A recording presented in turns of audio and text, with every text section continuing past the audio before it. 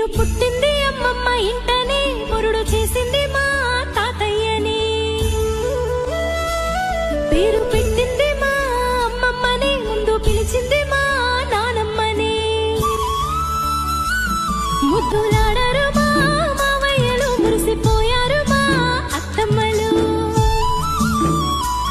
మా అమ్మమ్మ ఎప్పుడు కాపలా చూసుకున్నది కంటికి రెప్పలా. లాల పోసింది, జోల పాడింది, బుగ్గ చుక్క పెట్టి